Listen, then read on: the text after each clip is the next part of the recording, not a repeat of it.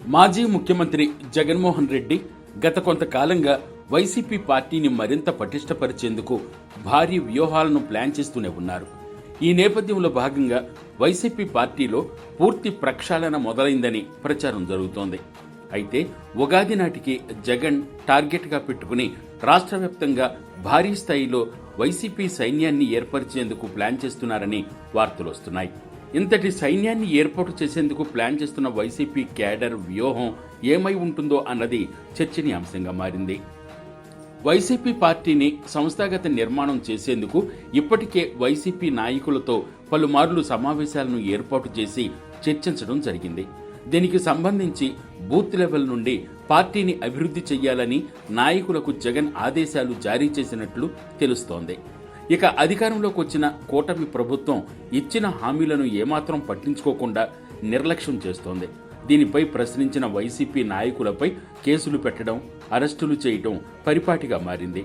దీనిని అధిగమించేందుకు ప్రతిపక్ష పార్టీ అయిన వైసీపీ పార్టీని సంస్థాగత నిర్మాణం దిశగా బలోపేతం చేయాలని జగన్ మాస్టర్ ప్లాన్ వేసినట్లు పలువురు అభిప్రాయపడుతున్నారు. అంతేకాకుండా ఉగాది నాటికి 16 నుండి 18 లక్షల వైసీపీ సైన్యాన్ని బలపరిచేందుకు భారీగా ప్లాన్ చేస్తున్నారట.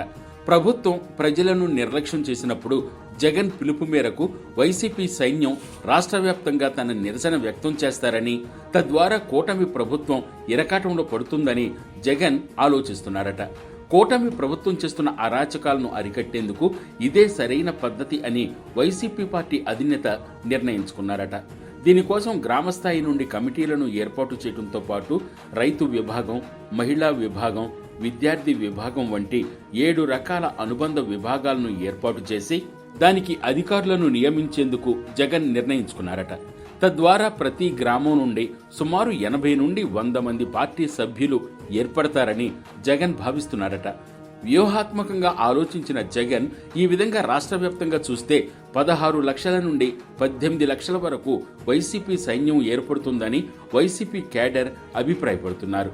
ఈ ప్రక్రియను త్వరితగతిన పూర్తి చేయడానికి సజ్జల రామకృష్ణారెడ్డి ప్రధాన పాత్ర పోషిస్తున్నట్లు సమాచారం.